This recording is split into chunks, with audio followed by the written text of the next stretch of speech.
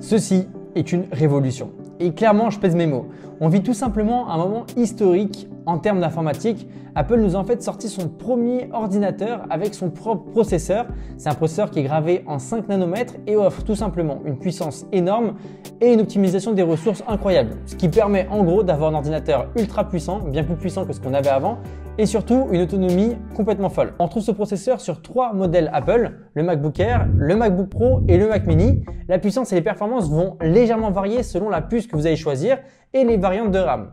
Aujourd'hui, j'ai décidé de tester le MacBook Air avec la configuration la moins onéreuse, c'est-à-dire la version avec 8 cœurs en termes de processeur et 7 cœurs avec la carte graphique et surtout seulement 8 Go de RAM. Ça fait à peu près 3 semaines que j'ai ce petit bijou entre les mains et que j'ai la chance de l'utiliser et je voulais vous montrer que la version la plus basse suffit à toutes les utilisations et surtout permet de répondre aux besoins d'un maximum de personnes. Let's go! Enfin non, faut pas que je dise let's go parce que tout le monde dit que je parle trop anglais dans mes vidéos. Du coup, je vais dire c'est parti.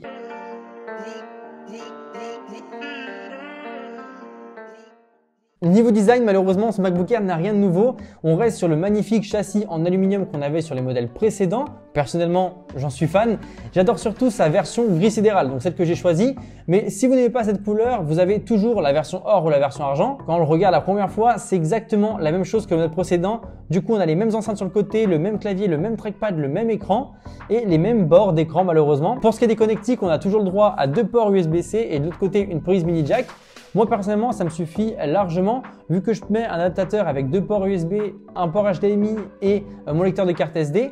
Et de l'autre côté, j'ai toujours un port USB-C pour le charger et pour mettre mes écouteurs, c'est bon. Donc personnellement, ça me convient. Si pour vous, c'est vraiment un frein à l'achat, je vous conseillerais directement de partir sur la version Pro. Après, je sais pas ce que vous en pensez, même si c'est pas un design qui est de 2020, je trouve que ce MacBook Air est juste magnifique et du coup, pour moi, c'est pas trop dérangeant qu'on ait un ancien design. Par contre, l'écran est toujours le même et il y a un petit souci, c'est les contours autour de l'écran. Ils sont juste gigantesques pour un ordinateur de 2020. Et c'est assez dommage parce que quand on voit les concurrents sur PC, ça donne vachement envie et ça met un petit coup de vieux au Mac. Par contre, pour ce qui est de sa qualité, on est vraiment sur quelque chose de parfait. On est sur un écran Retina de 13,3 pouces avec une définition de 2560 par 1600. Il couvre un espace colorimétrique P3, ce qui veut dire qu'on a beaucoup de nuances de couleurs et beaucoup plus qu'un écran classique. Et il est plutôt lumineux avec un écran de 400 nits, qui fait que même en plein soleil, on voit quand même assez bien. Je vous avoue que je l'ai testé sur ma terrasse en essayant de travailler une matinée dessus et j'ai été assez satisfait par la luminosité de l'écran. Du coup, mis à part les bordures, je trouve qu'on est sur un écran quand même plutôt parfait et j'avoue que j'adore regarder des séries et des films sur cet écran-là. J'ai d'ailleurs fait des petits montages et du travail Photoshop avec et je trouve que c'est plutôt pas mal. D'ailleurs, on parlera de tout ça dans la partie performance. Ceux qui sont abonnés à ma chaîne savent que j'ai l'habitude d'utiliser un MacBook Pro de 15 pouces. C'est vraiment la taille d'écran moi qui me dérange avec ce modèle-là et pour moi c'est vraiment le frein. Je sais qu'on pourrait faire un 14 pouces avec ce châssis-là ou voir un 14 pouces avec le châssis de l'ancien MacBook Air et du coup il faudrait juste faire un écran borderless, ce qui est possible d'un point de vue technologique.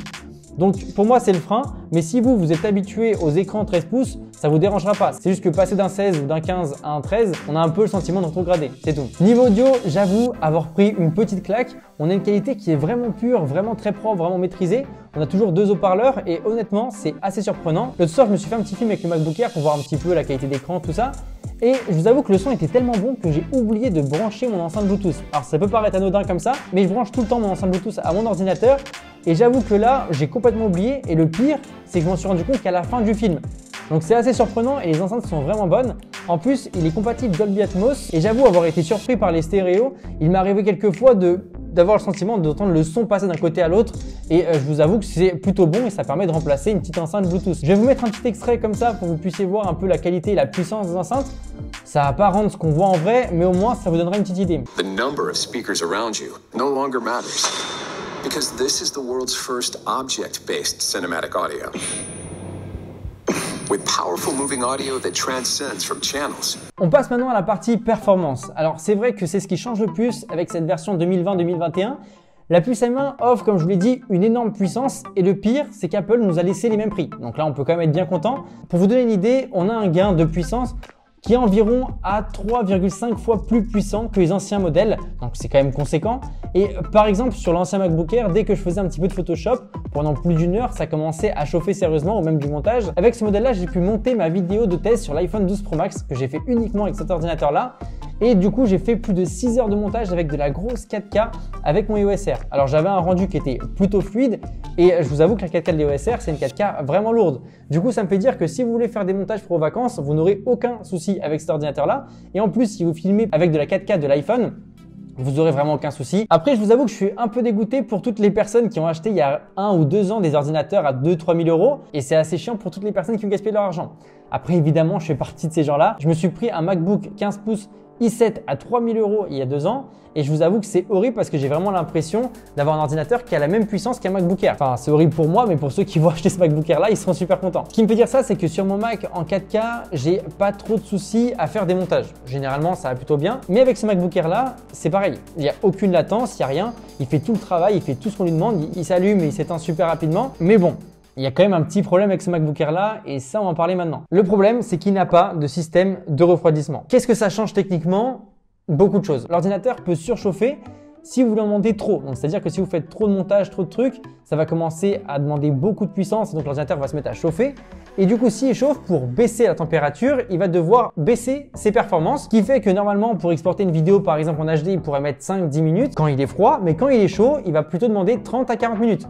Je vous avoue que l'autre jour, j'ai mis 1h47 pour exporter une vidéo et à ce moment-là, j'étais pas trop fan de cet ordinateur-là. Après bon, il a quand même une défense, c'est qu'à l'heure où je fais cette vidéo, les logiciels ne sont pas optimisés pour les puces M1, qui fait que les nouveaux Mac doivent simuler qu'ils sont en fait avec des puces Intel, ce qui demande beaucoup plus de ressources et ce qui donc nous réduit les performances de cet ordinateur-là. Mais bon, en soi, malgré ça, les performances sont toujours incroyables. Pour conclure au niveau de la performance, oui, il est incroyable, mais on a le problème de la surchauffe et de l'adaptation des logiciels qui, pour l'instant, nous fait perdre quand même pas mal de performance. Et du coup, je vous donne en fin de vidéo un petit guide d'achat pour que vous sachiez s'il faut prendre cet ordinateur-là ou non. On va juste parler rapidement du système d'exploitation.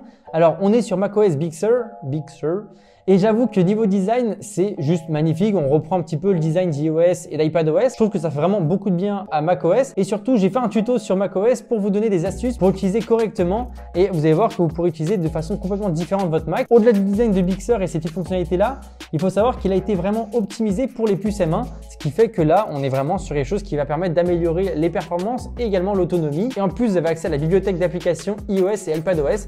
C'est juste trop cool. Peut-être que vous l'avez vu depuis sa sortie, c'est vrai qu'on parle de petits bugs, mais d'ici 2 ou 3 mises à jour, il n'y en aura plus aucun. Donc à ce niveau-là, oui, peut-être que maintenant c'est un peu contraignant, mais d'ici quelques temps, il n'y aura plus de problème. On va maintenant parler d'un gros morceau du Mac, l'autonomie. Je dois dire que c'est juste n'importe quoi. Après, ça m'a peut-être autant choqué parce que je passe d'un MacBook Pro qui est un petit peu vieillissant et qui a une autonomie qui est de moins en moins bonne, mais je pense malgré tout que cette autonomie-là est juste incroyable. Il me tient tout simplement une journée sans que j'aie à le charger. Alors, je sais pas, mais normalement, je trouve pas ça trop commun de pouvoir travailler une journée sans avoir à brancher son ordinateur. Et si par exemple, vous êtes commercial ou vous êtes étudiant et que vous avez besoin d'un ordinateur qui tient une longue journée, vous êtes sur la bonne vidéo. Apple annonce 20 heures d'autonomie en usage polyvalent. J'ai pas pu tester ça 20 heures de suite, mais je trouve qu'il tient vraiment bien une journée, voire un jour et demi. Après, je dirais pas qu'il tient 2 jours et encore moins en travail avec du Premiere Pro, etc. Mais dans tous les cas, c'est un ordinateur qui tiendra une journée, j'en ai aucun doute, et pour beaucoup de monde. Il y a juste un petit point négatif par rapport à la batterie, c'est qu'Apple ne donne qu'un chargeur 30 watts, qui est plutôt bien, mais malheureusement, il faut attendre 2 heures pour charger entièrement le Mac, et je trouve ça assez long malgré tout. C'est assez dommage, mais je trouve pas que ça soit un gros frein à l'achat. On va passer à la petite partie guide d'achat pour savoir quel MacBook Pro est-ce que vous devez choisir. Si vous êtes quelqu'un qui fait beaucoup de navigation web, vous faites des petites présentations, du petit traitement de texte, je vous assure que ce MacBook Air est largement suffisant et il y a beaucoup trop de puissance, même faire que ça. Mais comme c'est entrée de gamme, c'est celui à prendre. Si vous faites des grosses créas de temps en temps, du style une fois par semaine, ça vous suffira aussi pour une petite vidéo par semaine de temps en temps, ou même pour un montage, c'est largement suffisant, vous pouvez me croire. Honnêtement, j'ai eu aucun souci pour monter mes vidéos, etc. en 4K, mais je pense juste qu'à long terme, ça peut être assez dérangeant d'avoir son ordinateur qui chauffe constamment et de ne pas pouvoir travailler aussi vite qu'on le souhaite parce qu'il n'y a pas de système de refroidissement encore une fois et du coup il sera en train de se brider.